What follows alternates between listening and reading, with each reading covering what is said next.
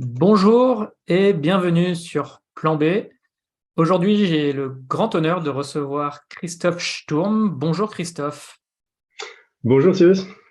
Christophe, tu es climatologue. Nous avons déjà reçu des chercheurs par le passé, mais pas dans le domaine de la climatologie, ce qui est un comble, donc ça fait très plaisir de te recevoir.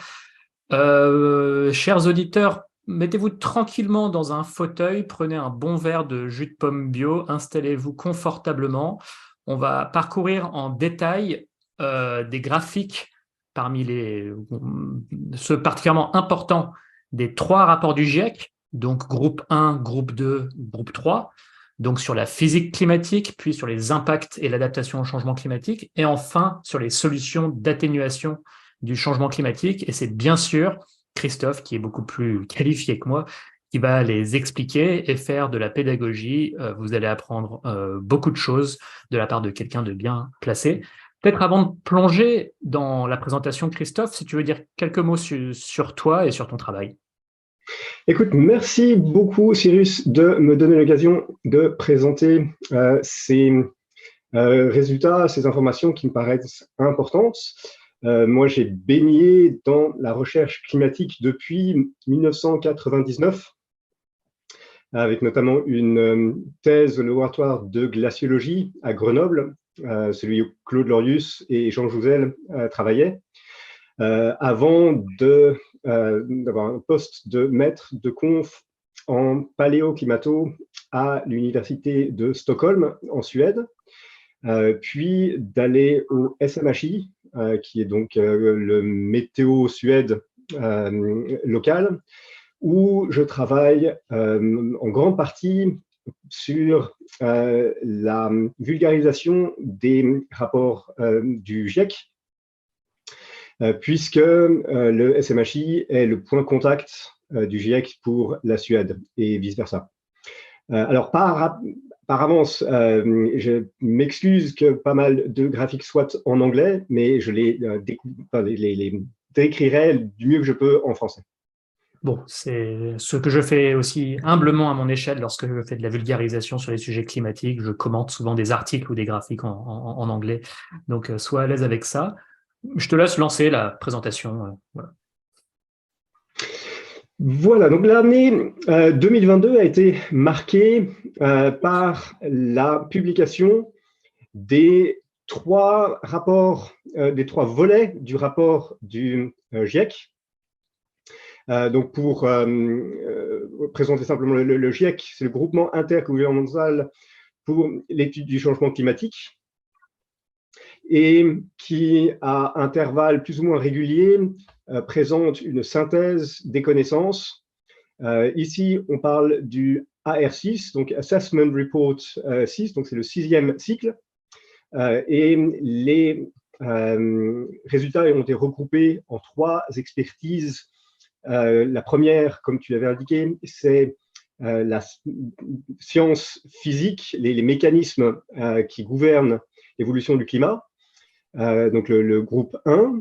Le groupe 2, qu'on voit ici au milieu, parle des impacts, des possibilités d'adaptation et la vulnérabilité que posent les changements climatiques, dont parle le premier volet. Et le troisième volet parle de mitigation en anglais, donc les moyens disponibles pour limiter les émissions. Alors, pour commencer, le rapport contient à peu près 3000 pages par rapport. Donc, au total, plus de 10 000 pages écrites. Rares sont ceux qui l'ont lu in extenso. D'ailleurs, personnellement, je considère les rapports du GIEC plutôt comme une encyclopédie. Si on a besoin de chercher une présentation synthétique et scientifiquement rigoureuse, on peut le consulter, mais il y a trop d'informations et d'informations trop pointues pour être capable vraiment de lire l'ensemble.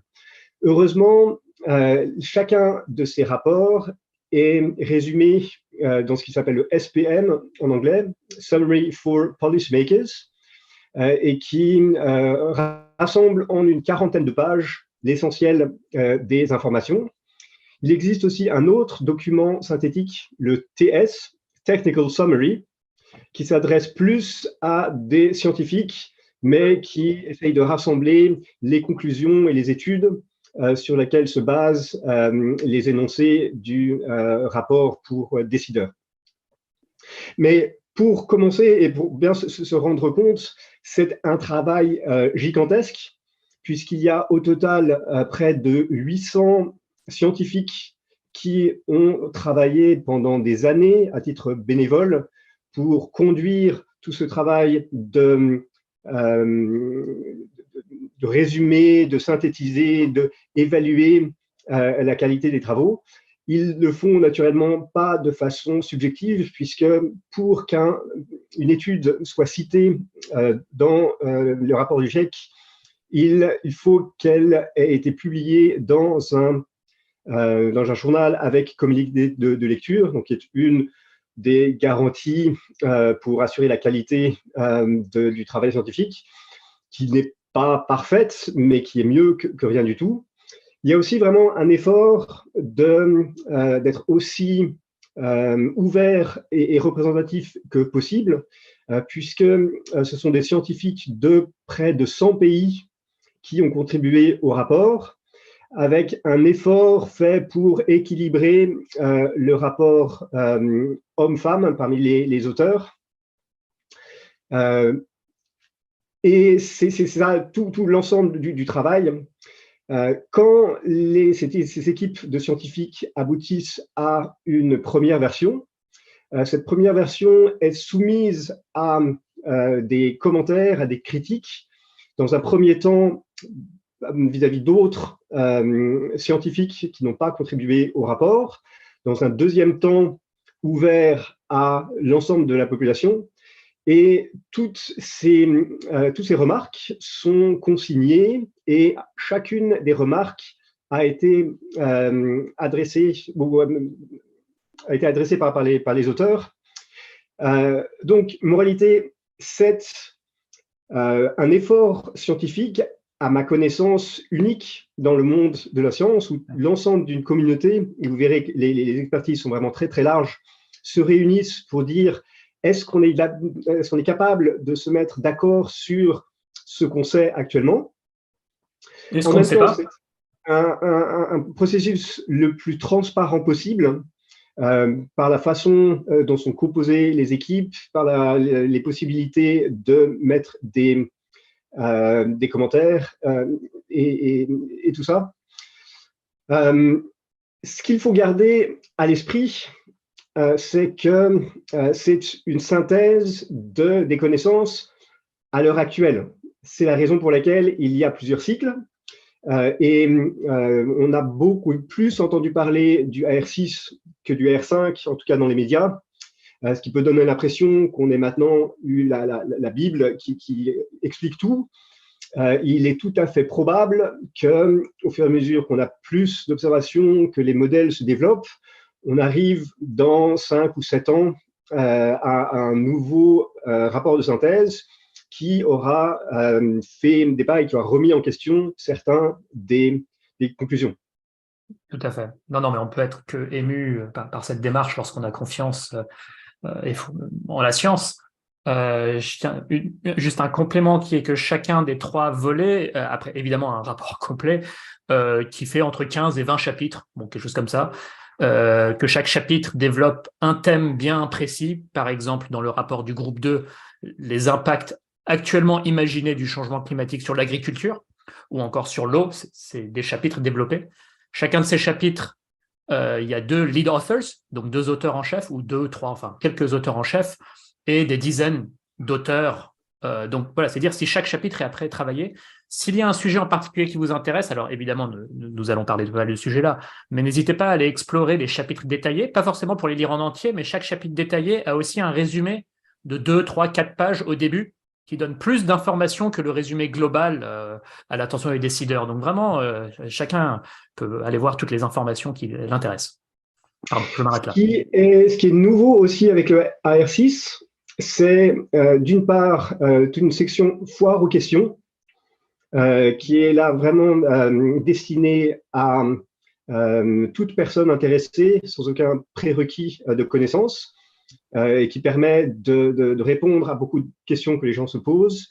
Ce qui est aussi nouveau, c'est l'Atlas IPCC, qui est une version interactive qui permet de naviguer et de regarder comment le climat pourrait se développer suivant les régions, suivant les scénarios et autres. Donc, il y a vraiment un effort de la communauté scientifique pour essayer de mettre à disposition les données, les résultats auxquels ils ont abouti, de façon suffisamment simple pour que ça soit encore rigoureusement, scientifiquement rigoureux, ce qui des fois tourne à la quadrature du cercle. Mais en tout cas, l'effort et l'envie est présente, et c'est dans cette démarche-là que je m'inscris. Pour changer un petit peu la façon de présenter les choses, vous avez les trois rapports forment une somme à chaque fois. Mais j'ai décidé cette fois-ci, de façon un peu iconoclaste, d'essayer de remixer le tout. D'une part parce que ça permettait une autre façon de présenter les résultats, d'autre part aussi parce que ça souligne à quel point les résultats de ces trois volets sont vraiment intriqués les uns dans les autres, sont cohérents les uns avec les autres. Donc, ce que je vous propose aujourd'hui, c'est d'abord de regarder qu'est-ce qu'on sait sur l'évolution du climat observé jusqu'à aujourd'hui, donc essentiellement basé sur des observations. Un deuxième chapitre ensuite sur quelles sont les projections climatiques qui sont présentées dans le rapport et qu'est-ce que ça signifie pour nous. Un troisième point qui me semble un peu technique mais intéressant, c'est la question de la sensibilité climatique, c'est-à-dire comment est-ce que la quantité d'émissions peut être reliée à l'augmentation de la température.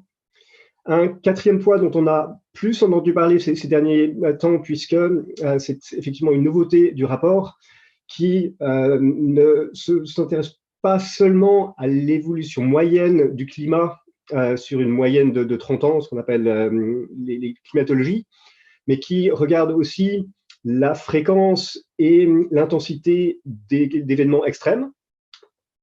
Et pour finir, je vais aborder deux petits chapitres sur les points de convergence et les quelques contradictions entre un avenir durable au sens climatique et durable au sens de l'agenda 2030. Et pour finir, donner un aperçu des moyens dont nous disposons pour limiter l'impact des activités humaines sur le climat. Donc, pour commencer, je crois le point le plus important et le plus indéniable, nous savons que depuis le début de l'ère industrielle, donc 1850, le climat a augmenté de 1,09 degrés en moyenne. Ce qu'on sait aussi, c'est que de cette augmentation-là, 1,07 degré est relié aux activités humaines. Donc, la variabilité naturelle n'explique plus que 0,02 degré de cette augmentation. C'est pas tellement surprenant pour deux raisons. Donc, cette conclusion est beaucoup plus carrée que celle qui avait été faite lors du dernier rapport. D'une part, parce que dans les 7 ans qui se sont écoulés, la quantité de données d'observation a permis de réduire les incertitudes. D'autre part, parce qu'en 7 ans, le changement climatique a continué et le signal-noise ratio, donc le rapport signal-bruit, apparaît maintenant beaucoup plus clair qu'il ne l'était il y a encore 10 ans. Cela ne veut pas dire que les climatologues ne se soucient pas de la variabilité naturelle. Au contraire, on sait qu'elle existe. Ici, sur ce graphique, sont représentés les différents paramètres qui influent le plus. Le plus grand impact, ce sont les éruptions volcaniques qui éjectent des quantités phénoménales d'aérosols, ce qui va bloquer, en gros, agir un petit peu comme des lunettes de soleil, et qui ponctuellement peuvent freiner beaucoup le taux de réchauffement. Cela dit, cet impact ne dure que pendant quelques années. Il y a beaucoup d'autres facteurs que vous pouvez voir plus en détail. Je vais d'ailleurs… Le dernier petit pic volcanique qu'on voit, je pense que ça doit être 1992. Alors, pic plutôt une baisse soudaine qu'on voit sur la courbe verte volcanique. C'est l'éruption du mont Pinatubo aux Philippines en 92, hein, j'imagine, donc suivi d'un léger épisode temporaire de refroidissement. Exactement, exactement. Et juste après 1800, il y a les grandes éruptions de Laki et de Tomba, avec les étés, ou l'année sans été et les famines que ça a occasionné en Europe à l'époque. On voit, puisqu'on en entend souvent parler, la question des cycles solaires. Les cycles solaires sont visibles ici sur ce graphique, et comme il faut bien se pencher pour les voir, mais on les voit. Bien sensible voir, mais on voit clairement le cycle de 11 ans qui est typique de l'activité. Ça montre que oui, l'activité solaire varie et elle a un impact sur la chaleur arrivée. Cela dit, cet impact est absolument négligeable par rapport à d'autres agents de forçage.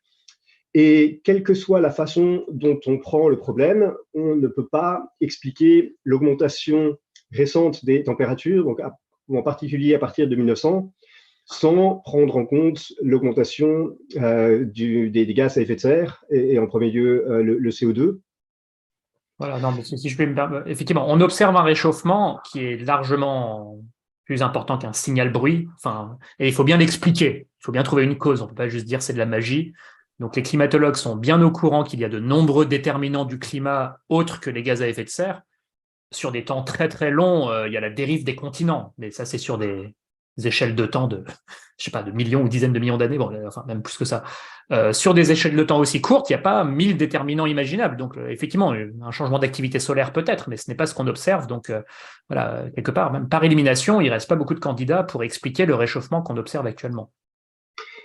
Là, ce qu'on peut voir sur ces graphiques, et une fois de plus, basé exclusivement sur des mesures et sur des observations, il n'a jamais fait aussi chaud qu'aujourd'hui sur les derniers 100 000 ou 125 000 ans.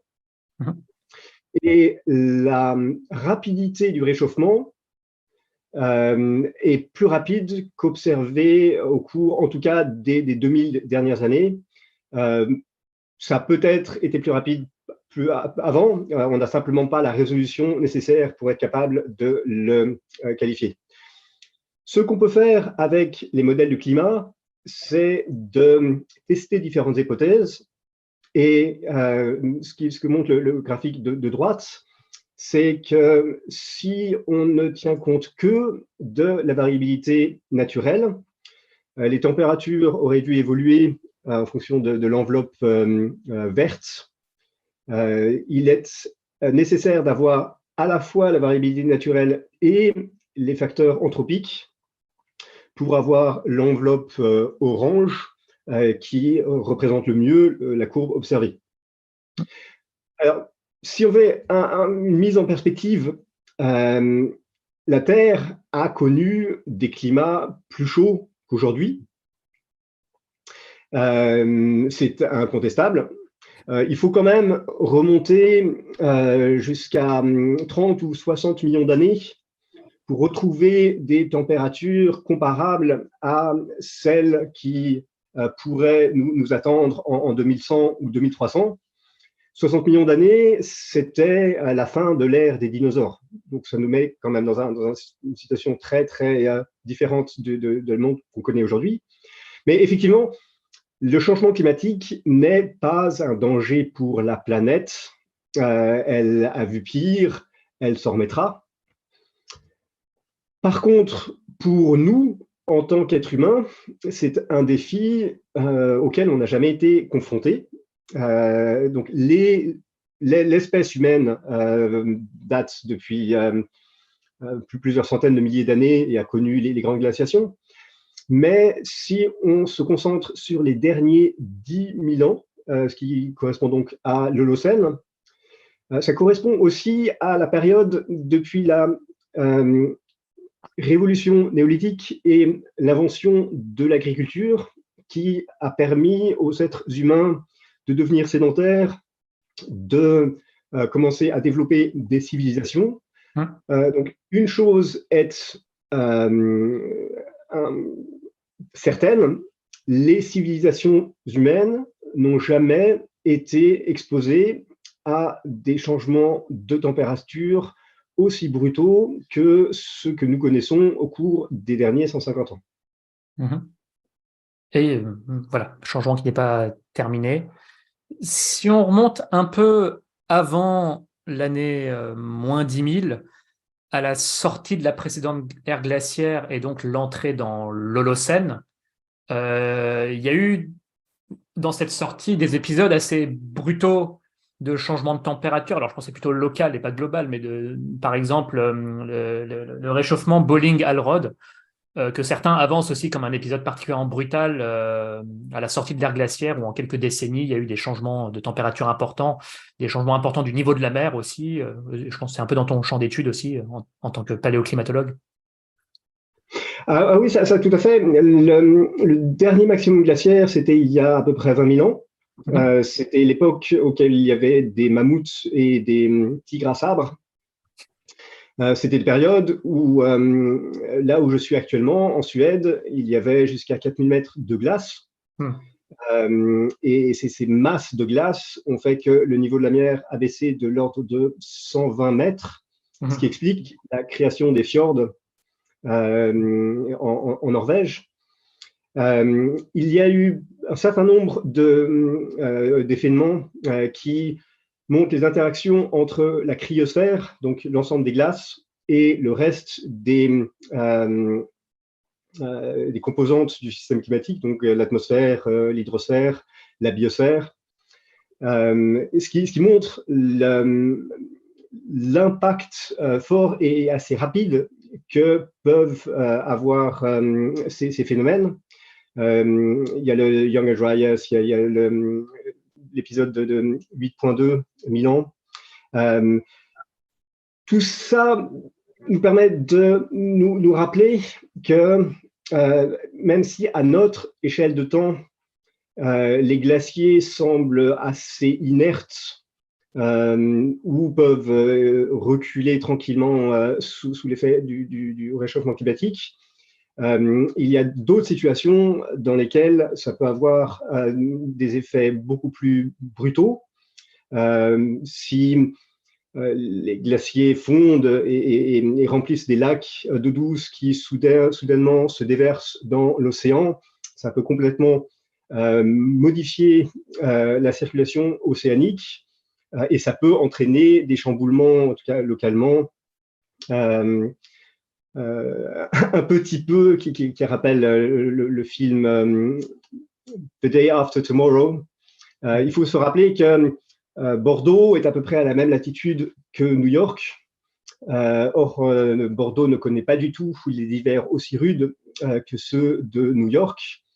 Et il suffit qu'un élément catastrophique modifie la circulation pour que les microclimats auxquels on a l'habitude soient totalement bouleversés. En ce qui concerne notre monde aujourd'hui, nous n'avons plus de grandes calottes sur l'hémisphère nord, donc il n'y a pas de grands risques de ce point de vue-là. Par contre, il y a un risque que l'Antarctique, et en particulier l'Antarctique de l'Ouest, devienne instable. Et ça, c'est un des tipping points dont on pourra parler par la suite. Le fameux glacier Thwaites, surnommé aussi le glacier de l'Apocalypse, qui, s'il se décroche, ferait augmenter le niveau de la mer de plus d'1 demi-mètre, rien qu'à lui. Enfin, bref. Et autre joyeuseté. On verra ça dans un moment. On y vient, non, je suis trop impatient. Mais donc, on peut se demander d'où viennent ces gaz à effet de serre qui ont modifié notre climat à ce point. Une façon de faire la distinction, c'est de voir de quelle partie du monde ils proviennent. Et là, c'est ce graphique sur la gauche qui montre d'abord que la quantité de gaz à effet de serre émis est en quasi constante augmentation depuis les années 90 jusqu'à aujourd'hui. Et que quand certaines régions du monde en réduisent un peu, c'est compensé par des émissions plus importantes ailleurs. On peut aussi regarder sur le graphique de droite qui montre que quasiment toutes les régions du monde ont des émissions qui continuent à croître au cours des dernières 30 années. Une seule région déroge à la règle, ce sont des pays développés, donc en gros les pays de l'OCDE, qui sont légèrement négatifs. Cela dit, même les pays de l'OCDE ne parviennent pas à inscrire une baisse de leurs émissions qui serait compatible avec un objectif à 2 degrés, sans même parler de l'objectif à 1 degré qui est marqué ici par la ligne C1. Et là, ce sont donc, il me semble, les émissions domestiques, pas l'empreinte carbone qui intégrerait les fameuses émissions importées, donc par exemple ce qu'on importe de Chine en Europe. Si on l'intègre, la boule rouge baisserait moins que ça encore. Alors, le GIEC, par construction, reprend la comptabilité retenue pour l'accord de Paris et les autres.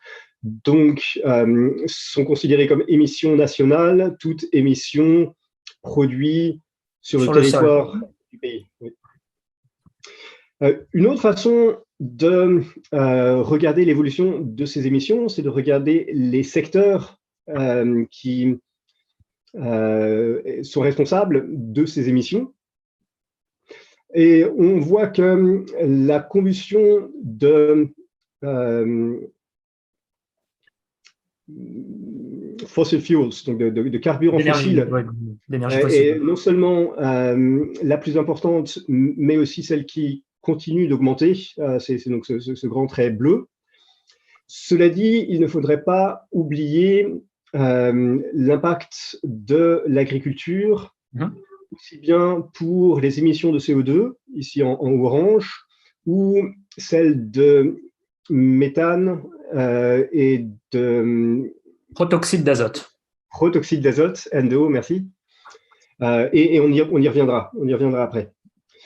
En bleu, c'est en grande partie énergie fossile et un peu le ciment, dont en soi la fabrication émet du CO2. Et donc énergie fossile, je pense que les auditeurs savent, charbon, pétrole et gaz.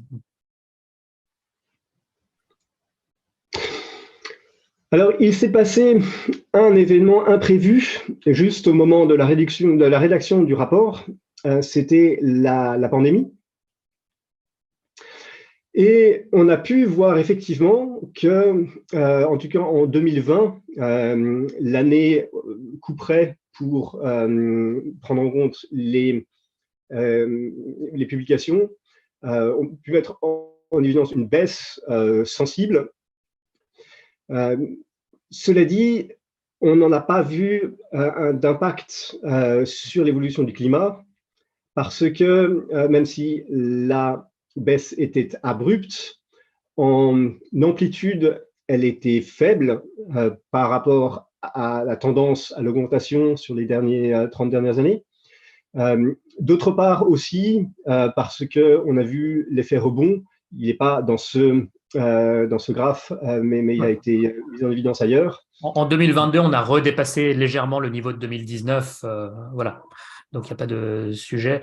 Qui plus est, si je puis me permettre à nouveau, donc en 2020, certes, on a moins émis qu'en 2019 et on a émis autant que, disons, en 2015, on va dire ça comme ça. Mais même que ce soit en 2015 ou en 2020, on est quand même à un niveau d'émission qui fait que les gaz à effet de serre s'accumulent dans l'atmosphère. Ça veut dire que le débit du robinet reste trop élevé pour éviter que la baignoire ne se remplisse. Voilà. Ce qui est aussi une indication que jusqu'à présent, et malgré les efforts pour une croissance plus verte, la croissance des émissions est directement corrélée à la croissance de l'économie. Les seuls épisodes où le taux de CO2 n'a pas augmenté faisait suite à des crises économiques majeures, comme la crise du pétrole en 1973 ou la chute de l'Union soviétique en 1991 ou celle de 2008, la crise de la finance et le Covid en 2020.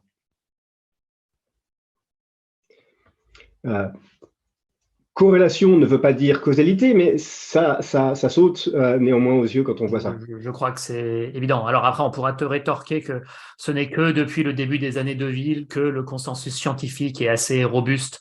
En 1990, dans le tout premier rapport du GIEC, on disait on n'est pas encore 100% sûr. Bon, je pense en relisant des documents déclassifiés de l'industrie pétrolière qui ont été produits dans les années 70 et début des années 80, on voit quand même que voilà, c'était relativement avancé et on a quand même la trace maintenant qu'ils ont fait beaucoup de choses pour ralentir le consensus scientifique. Alors peut-être qu'on aurait pu voilà, gagner 10, 20 ans. Bon, parenthèse refermée. Ce que montre ce graphique, et ce qui est un point important du rapport, c'est que quel que soit l'endroit où on vit, nous sommes actuellement affectés par le changement climatique. Plus personne ne peut se considérer indemne. Cela dit, il y a des zones qui sont beaucoup plus affectées que d'autres. Donc, dans les zones en violet, ça fait maintenant 40 ans que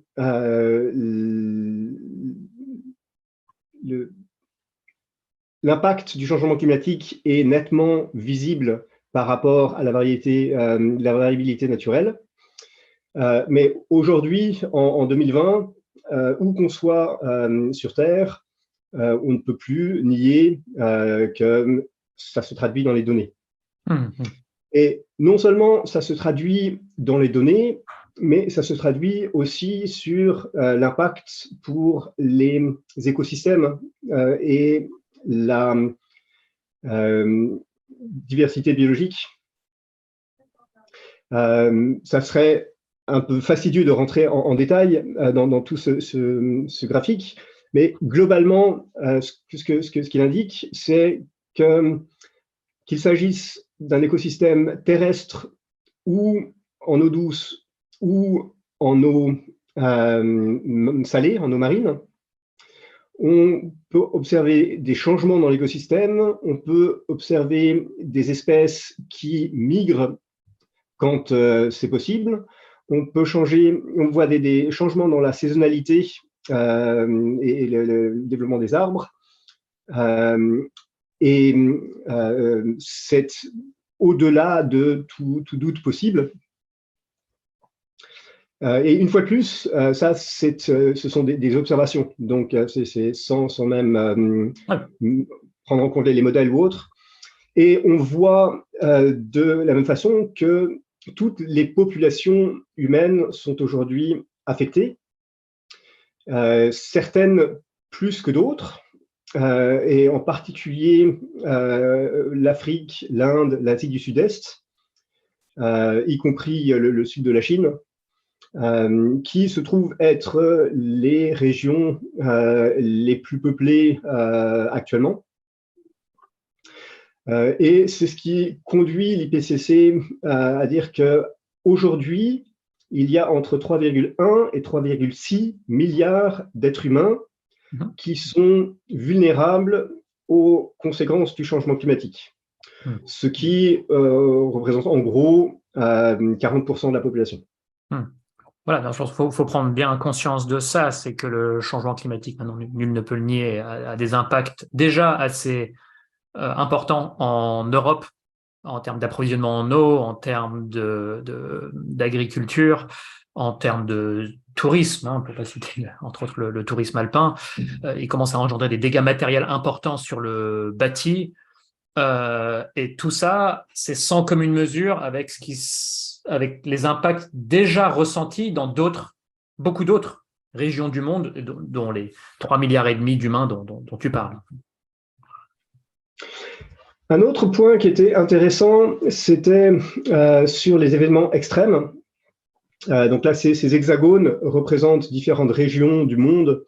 Et bon, si on a un petit peu de l'imagination, on arrive à reconnaître l'Amérique du Nord et l'Amérique du Sud à gauche, et puis l'Europe et l'Afrique. Ceci représente l'augmentation de la fréquence et de l'intensité des sécheresses.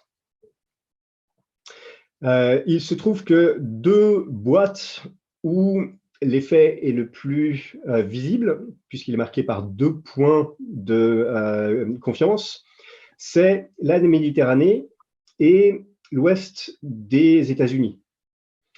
Ça correspond également à 2 régions qui ont été lourdement affectées ces dernières années par des feux de forêt rarement observés auparavant, en tout cas pas habituels. Donc une fois de plus, un événement ne sert pas de preuve en soi, mais le fait qu'on observe des sécheresses et des feux de forêt gigantesques dans ces régions est pour le moins consistant avec l'analyse des données météo dans ces régions. C'est cohérent. Et à nouveau, ma compréhension est que c'est rare qu'on puisse entièrement attribuer tel ou tel événement extrême au changement climatique d'origine anthropique. Ce qu'on peut dire en revanche, c'est que tel ou tel type d'événement est rendu de plus en plus fréquent et de plus en plus intense par le changement climatique, et que demain, il sera, surtout si on ne fait rien, encore plus fréquent et encore plus intense. Donc, les sécheresses qu'on observe, donc l'Ouest américain est en épisode de méga sécheresse depuis une vingtaine d'années, avec le lac Mead qui a un niveau très bas. Et donc, on peut penser qu'en 2050, tout cela sera plus accentué. Qui dit sécheresse dit impact sur l'agriculture.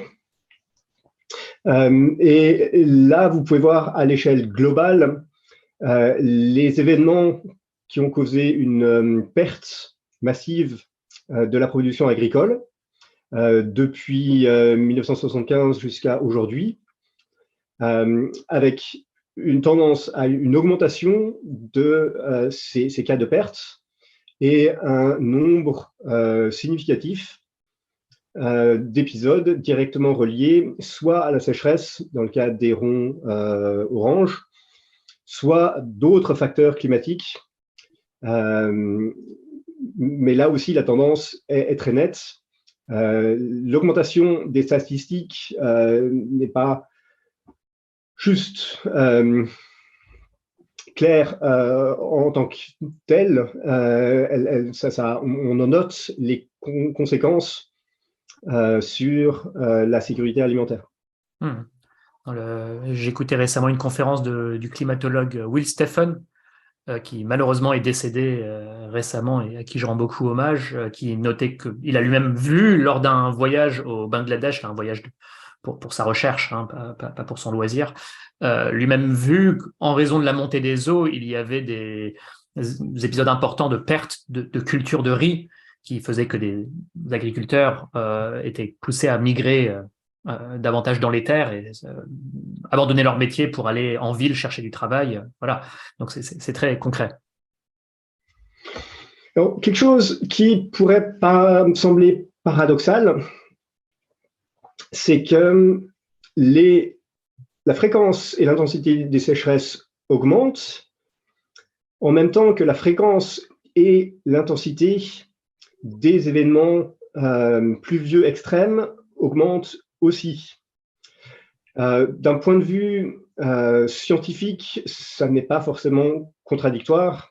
Une atmosphère qui contient plus de vapeur d'eau parce qu'elle est plus chaude et des températures plus élevées qui favorisent l'évaporation, peuvent très bien voir se succéder des périodes de sécheresse avec des périodes de précipitation et donc d'inondation. Là, dans ce graphe-là, vous voyez que les deux endroits où la conséquence du changement climatique sur la pluviométrie extrême, c'est soit le nord de l'Europe, comme par exemple, on a vu en Allemagne, dans la vallée de l'Elbe, ou comme il y a eu en Suède. Et également, alors VWCA, je ne sais plus ce que c'est comme endroit, si c'est en Iran ou comme ça, là, je ne connais pas. WCA, je ne sais pas ce que ça veut dire. Enfin, mais oui, c'est Proche-Orient jusqu'à Irak, Iran. Ouais. Pour West Central Asia, voilà. WCA, West Central voilà. Asia. Juste si on peut revenir sur le graphe, donc c'est pas parce qu'il y a du gris dans certains endroits qu'il se passe rien. Ça dit no assessment. Et j'imagine que c'est souvent parce que les zones qui sont vertes avec 3 petits points, c'est aussi des territoires où il y a beaucoup de scientifiques qui étudient le sujet et donc qui relèvent des. Mais je pense, voilà, sans vouloir dire que mon intuition et les journaux que je lis s'apparentent à de la science, mais on peut quand même imaginer qu'en termes d'inondation, là, je vois l'Afrique de l'Ouest et l'Afrique de l'Est où on voit des épisodes d'inondation quand même importants. Donc c'est gris, mais je pense que c'est peut-être par manque d'études plutôt que par le fait qu'il n'y a pas d'impact. Voilà. Donc il faut bien distinguer. Là, c'est là où on est sûr et où c'est étudié, là où c'est vert et avec beaucoup de points. Je pense pas que ce soit avant tout les études ou les personnes qui manquent. Ce qui manque le plus, ce sont des observations qui remontent suffisamment loin pour pouvoir étudier les tendances. Puisqu'effectivement, comme tu dis, ce sont soit des endroits très peu peuplés, soit des endroits dans des pays en développement qui vraisemblablement n'ont pas eu les moyens de développer une infrastructure de mesure et pour que les résultats restent comparables et rigoureux sur l'ensemble. S'il n'y a pas assez de données, on préfère ne rien dire plutôt que d'indiquer quelque chose qui ne serait pas avec le même degré de certitude que dans deux endroits. Tout à fait. Mais pour clore un petit peu cette discussion, on voit que l'ensemble de la planète est affecté par le changement climatique. Quand on va de région en région, ce seront des aspects différents de risques climatiques qui vont prédominer. Mais toutes les régions au monde auront besoin de s'adapter. Cela dit, il est incontestable que des continents comme l'Afrique et l'Asie font face à un risque et des conséquences sans commune mesure avec les nations dans les zones tempérées, comme par exemple l'Europe.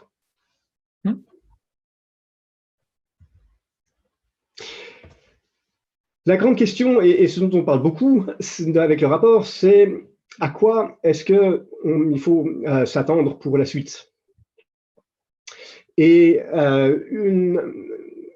grand problème en climatologie, c'est qu'on ne peut pas faire d'expérience comme en chimie, où dans un tube, on mélange deux composants, puis dans un autre tube, deux autres, puis on compare.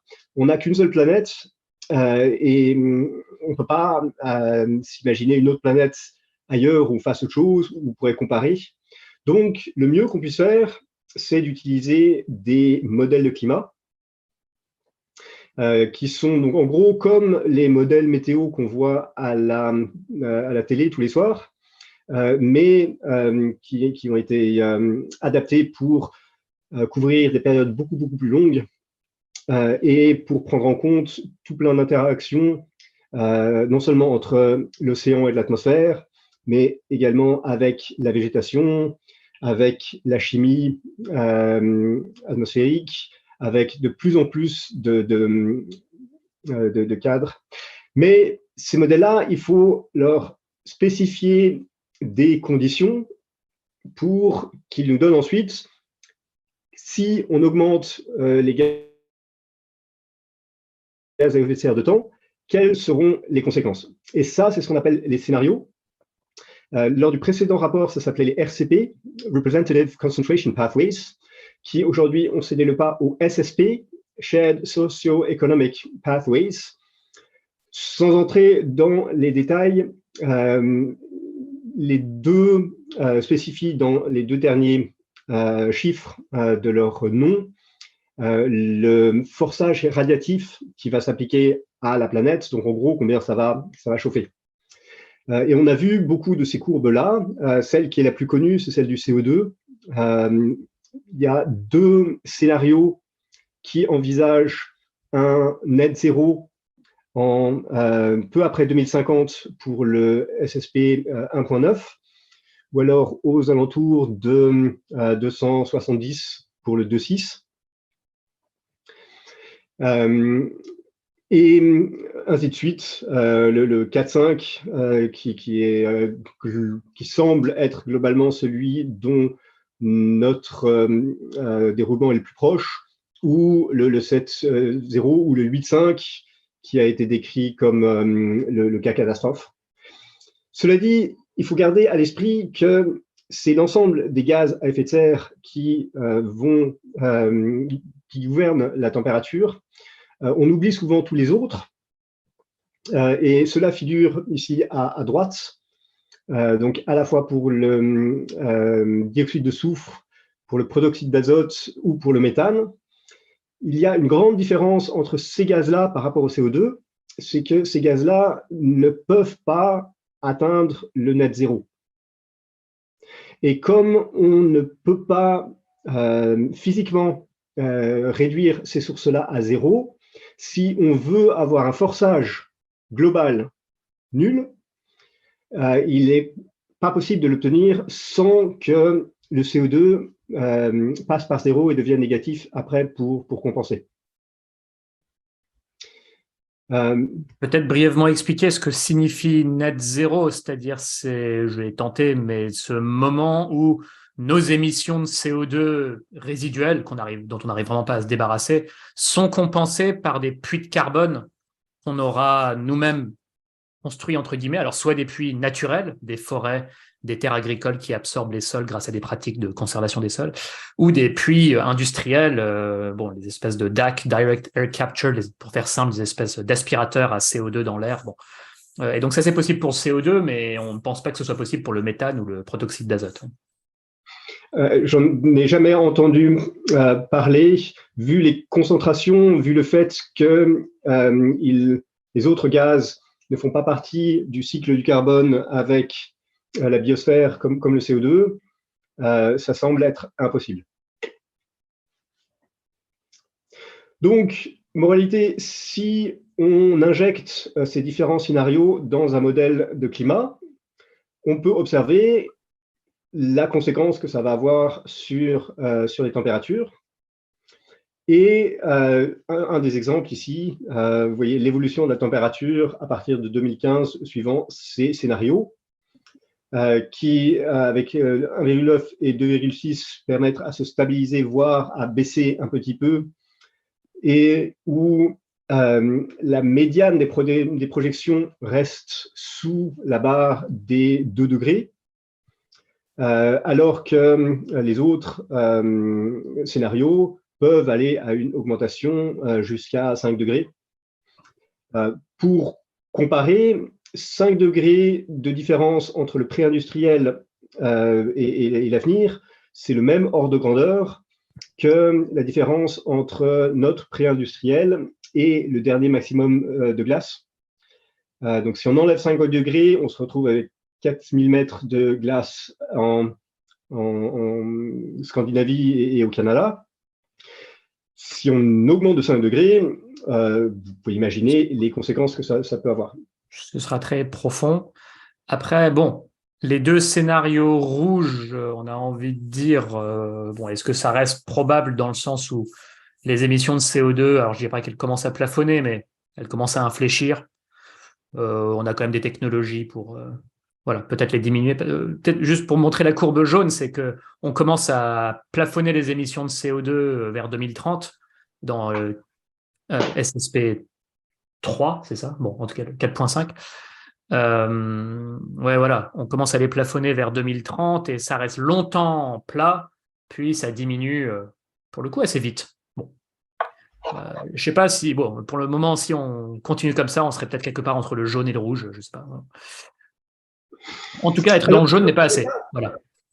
Il n'y a pas que les climatologues qui jouent avec les scénarios et qui regardent quelles sont les conséquences. Les économistes ont développé ce qu'ils appellent des émulateurs, qui en gros est une façon très rapide, très simple d'imiter ce que font les modèles de climat complet pour pouvoir tester beaucoup d'hypothèses, et ce qui donne des résultats globalement comparables. On voit ici dans ce résultat, donc il est basé sur des modèles économiques, que pour obtenir un résultat conforme au 1,6, 1,9 ou 2,6, il faudrait qu'à partir de 2020, on décroisse très rapidement pour arriver pour le CO2 à un net zéro entre 2050 et 2080, suivant les hypothèses. Mais si on regarde actuellement la somme des engagements, donc les NDC, National Determined Contributions, qui sont donc les promesses que chaque pays fait lors des COP, on voit que ces promesses-là, donc indiquées par le petit intervalle et le NDC range, est nettement plus proche d'un scénario à la 4-5. Ouais. Donc, il y a un vrai souci que les COP censés mettre en œuvre l'accord de Paris ne sont pas à la hauteur de ce qu'elles ont signé, auxquels se rajoutent deux problèmes. Premièrement, les promesses ne sont pas toujours tenues. Et deuxièmement, la comptabilité n'est pas toujours très précise, puisqu'il semblerait que les statistiques d'émissions de l'ensemble des pays soient sous-estimées, puisqu'on voit qu'il y a trop de CO2 dans l'atmosphère par rapport à ce que chacun des pays est émettre. C'est surtout apparemment, j'avais vu passer un article comme ça, mais ça fait un moment sur effectivement ce décalage. Je ne sais pas si c'est lié pas mal, par exemple, à l'usage des sols ou surestimer la contribution de la reforestation à la diminution des gaz à effet de serre. Bref, il y a des comptabilités un peu qui ont été remises en cause. Alors, je préfère signer ça. Il y a un certain nombre de commentaires que je fais pour illustrer. Ne sont pas nommément dans le rapport, puisque le rapport a pour mandat d'être uniquement descriptif et non pas prescriptif. Oui, oui. Non, on comprend bien que lorsque tu dis, par exemple, qu'on ne tient pas toujours nos promesses et qu'il y a un écart, on comprend bien, on arrive. On aura le discernement nécessaire, ne t'inquiète pas. Ouais, mais c'est bien de le signaler. Donc, oui, ben, ça, c'est d'autres choses, d'autres estimations qu'on peut faire avec ces modèles. et de croiser les résultats des modèles de climat avec les modèles économiques pour essayer d'avoir une idée plus claire des conséquences de différentes politiques sur le changement climatique. Mais pour revenir à un aspect plus climatique, on avait parlé ici de la température. J'ai répété les deux mêmes figures qu'avant. Cela dit, il y a beaucoup d'autres paramètres qui se trouvent affectés, notamment l'augmentation de la température dans l'océan, ce qui a un impact très fort sur la biodiversité. On voit aussi les coraux, par exemple, hein, les coraux, notamment les vagues de chaleur pour on a déjà perdu la moitié des coraux et à plus de degrés, on perdrait quasiment tout. Et comme un quart de la biodiversité marine qui gravite autour des coraux, voilà, c'est un exemple d'impact dans les océans qui est important. On voit que d'après les projections, en 2050, quels que soient les scénarios, il est probable de ne plus voir de glace de mer en Arctique. Les scénarios 1,9 et 2,6 permettent de maintenir un petit peu de glace de mer et de la voir se remettre. Mais les trois autres montrent une disparition nette, avec des interrogations sur la capacité de la banquise à se régénérer par la suite, même si le climat deviendrait plus froid. Ça prendrait du temps, en tout cas. Ça prendrait beaucoup de temps. Ce qu'on observe aussi, c'est une tendance générale, celle de l'augmentation des précipitations. Mais de façon pas linéaire, on le voit pour la température, on le voit pour beaucoup de choses, de passer de 4,5 à 7 en watts par mètre carré comme forçage, ne veut pas dire qu'on peut faire une règle de 3 et d'évaluer les impacts en fonction. On voit là, par exemple, que le 8,5 a un impact sur les précipitations nettement plus important que le 7 ou le 4,5 qui sont relativement similaires. Et c'est toujours difficile de se représenter le climat comme un seul point en moyenne globale. Si on regarde en termes de carte, on voit qu'à 1,5 degré, ce qui paraît pas grand-chose, beaucoup, oui.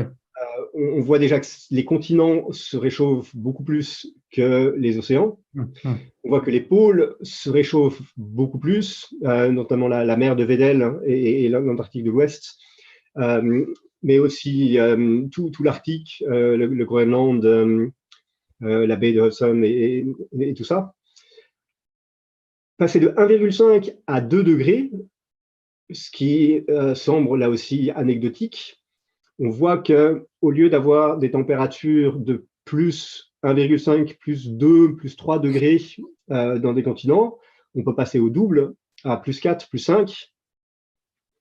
Et plus 4 degrés, là, ça serait vraiment un monde totalement différent de celui qu'on connaît. Et une fois de plus, il s'agit de moyennes annuelles, ce qui ne dit pas tout sur les variations de température en hiver, en été et tout ça. Oui, bon, il y a des climatologues enfin François Gemène par exemple, qui annonce on pourrait voir un 50 degrés à Paris d'ici le milieu du siècle. Voilà, comme pas normal, mais comme pic. Des pics de 50, ce serait. Sachant qu'on a vu déjà 50 degrés en Colombie-Britannique. Alors ça, c'est vraiment un événement extrême, unique, mais ça peut frapper n'importe où. Mais là, le 50 à Paris, au milieu du siècle, ce serait, alors pas tous les étés peut-être, mais en tout cas, c'est devenu plausible. Donc, et ça, c'est à plus de degrés, pas à plus 4. Et on voit aussi l'impact sur le cycle de l'eau. À 1,5 degré, on a déjà des endroits avec plus ou moins 20 ou 30% de pluie à l'année, ce qui est considérable. Quand on passe à plus 2, on peut même dépasser et atteindre 40% de plus ou de moins, ce qui a donc des impacts très, très nets sur l'agriculture, sur la biodiversité et le reste. Ça aurait-tu expliqué pourquoi, c'est la première fois que je me pose cette question-là, pourquoi il pleuvrait moins sur les océans et plus sur les terres? Alors, autant pour la chaleur, je pense qu'on peut tous comprendre à peu près pourquoi sur les continents ça se réchauffe plus, mais pour les pluies, je n'arrive pas à me l'expliquer. Je pense pas qu'il y ait une réponse simple qui vaille partout, mais il y a une tendance qui semble se dégager. Ce sont que les cycles de circulation atmosphérique se renforcent. Donc là où aujourd'hui il pleut déjà beaucoup, la probabilité qu'il pleuve encore plus augmente. Et les endroits où aujourd'hui il pleut relativement peu, pourrait hériter des risques qu'il y en ait encore moins. Il faut faire un petit peu attention avec les pourcentages, puisque là on voit que le Sahel devient très très bleu. C'est un peu un artefact du pourcentage, parce que quand il pleut pas beaucoup, il suffit qu'il pleuve un petit peu plus pour que tout de suite, en pourcentage, ça représente beaucoup. Mais c'est pas pour autant que le Sahara redeviendrait vert. Ok. Et comme on avait observé la dernière fois, même si les précipitations augmentent, ça n'empêche pas que l'aridité des sols puisse augmenter.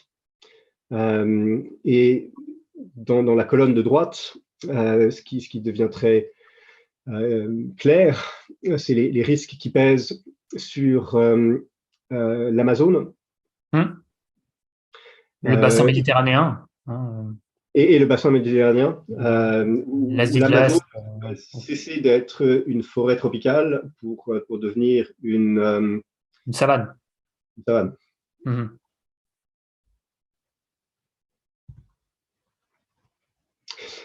Et donc, ça, c'était une autre façon de représenter l'ensemble de ces phénomènes. Le changement climatique et les risques qu'il présente varient de région en région.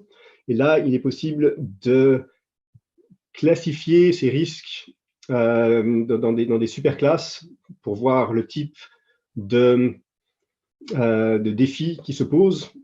Mais une fois de plus, on voit que toutes les régions du monde sont affectées à des degrés divers et selon des modalités diverses, mais personne n'est indemne. Quelque chose qui permet de se le représenter aussi, c'est la question de la perte de biodiversité liée à l'ensemble des conséquences du changement climatique. Donc, il est utile et pratique de pouvoir résumer l'ensemble à un seul chiffre pour la température moyenne, mais il y a bien évidemment beaucoup plus qui a lieu. À 1,5 degré, donc à peu près ce à quoi on arrive, il y a déjà des régions où plus de 50% de la biodiversité est en danger. À 3 degrés, il y a à vue de nez la moitié de la planète qui peut voir plus de 3/4 de sa biodiversité disparaître. Donc là aussi, 3 degrés, c'est bien pire que 2 fois pire qu'1,5. Oui, c'est ça. Ouais. Non, mais c'est déjà à 1 degré, avant même d'aller à 1,5, déjà à 1 degré, on voit, même en France, où les impacts sont relativement modérés, des arbres dépérir. Alors, en raison de la répétition des sécheresses et en raison on va dire, d'invasion de scolites, donc ces insectes qui, en raison du changement climatique, remontent de plus en plus vers le nord et s'attaquent aux arbres. Ben, ça, c'est typiquement le type de phénomène qui est décrit ici dans ce que s'appelle les diagrammes de Amber.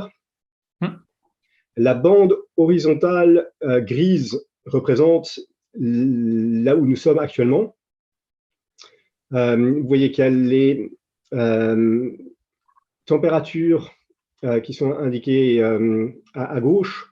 Donc, il y a la bande 1,5 à 2 degrés qui, avec un peu de latitude, peuvent être comprises comme l'objectif de Paris. Et on voit que ces objectifs, enfin, le fait de vouloir se limiter bien en dessous de 2 n'est pas totalement arbitraire. Il y a un certain nombre d'indicateurs qui, au-delà de 2, basculent d'un risque modéré à un risque élevé, voire un risque très élevé, que ce soit pour la biodiversité dans l'absolu, pour la mortalité des arbres, les risques de feux de forêt, mais également dans l'océan. Les coraux, comme tu disais, sont en danger critique maintenant. Oui. Il suffit On voit d'augmenter que dès plus 0,5 degrés, ça qui est donc dès les années, j'imagine, on a dû arriver à plus 0,5 degrés dans les années 80 ou 90, j'en sais rien. Bon, bref.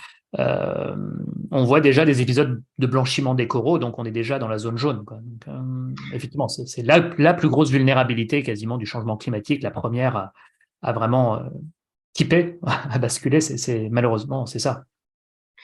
Donc ça vaut pour les écosystèmes, mais ça vaut également pour les hommes, les êtres humains. Puisque les risques de mort liés à la canicule peuvent augmenter dramatiquement à partir de 1,5 degré. Même chose pour l'ozone ou la malaria. Accessoirement, ce graphique permet de montrer l'intérêt des SSP. J'avais dit avant que c'était équivalent au RCP, dans le sens où ça exprimait un réchauffement.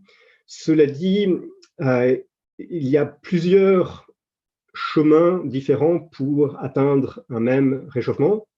C'est là où les Shared Socio-Economic Pathways entrent en jeu.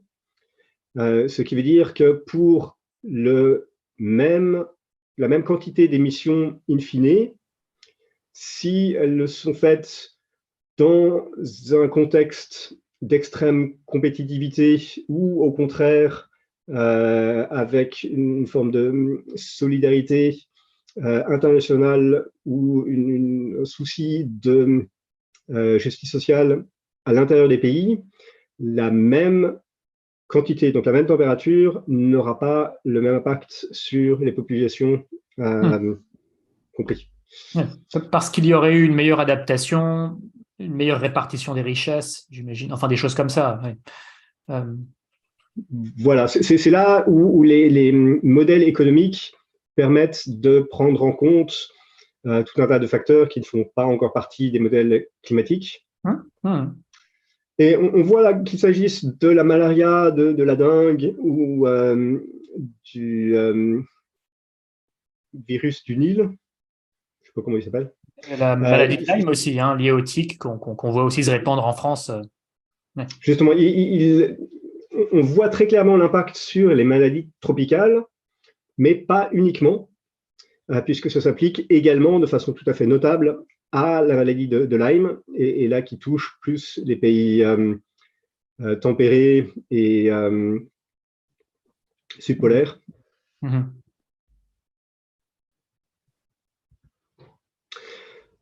Donc voilà. Là, je pense à ce stade, merci Christophe. Je pense que c'est bien pour une première partie. C'est très bien pour une première. Merci beaucoup.